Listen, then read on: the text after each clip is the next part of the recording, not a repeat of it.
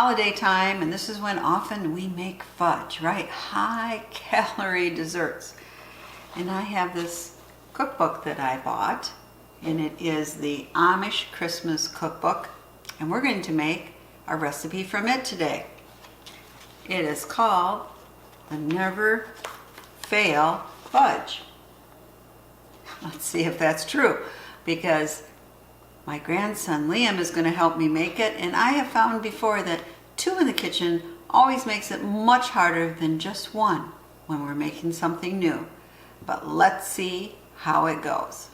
Ingredients for Never Fail Fudge: we have 1/3 cup butter, 4½ cups sugar, 1 cup of our marshmallow cream, 20 ounces Hershey's milk chocolate, all broke up. We put 3 of this size in. What are these? Giant Hershey milk chocolate bars. And how many ounces was that? 7 ounces. 7.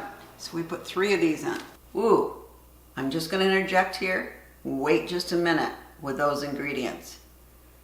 I, after making it, really questioned the amount of chocolate bars used. So go to the end of the video and see my observations. 1 12-ounce package of Hershey's or Ghirardelli's semi-sweet chips.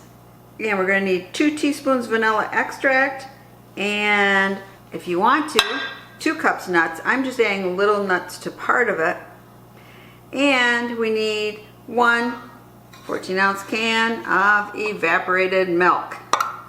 Now let's get started. Now, I've seen other recipes using the marshmallow cream, and I've used it before to make a delicious peanut butter fudge, so I think this fudge will turn out great. Okay, Liam, what did you combine? I combined the sugar, Yep. the evaporated milk, and the butter.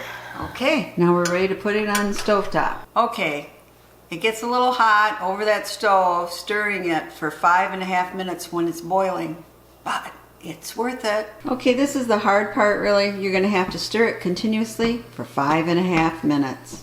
Now you're going to have to mix it in really quick when you're adding all your chocolate and your marshmallow, because it starts to harden very, very fast.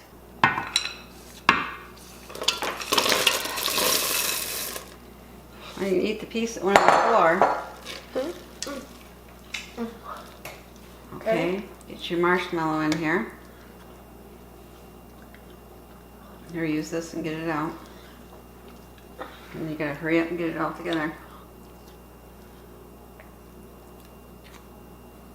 It's not really coming out. Can you get that? I can't get it. It's a weird angle.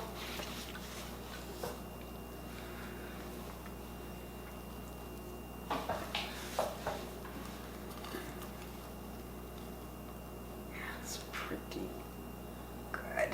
There we go. Mix it all in really well. Mix on the side too, you got. We're gonna throw in the vanilla. 2 teaspoons. Here, let me take over a minute. Oh. I know, I did that too. Okay, we'll be back when we got it all mixed well. So will this be like Mackinac fudge? No, I don't think so. Here we have it, nice and smooth. Okay, there we have it. Now the hardest part, we have to wait until it cools off to cut it and taste it. Okay, time for the taste test.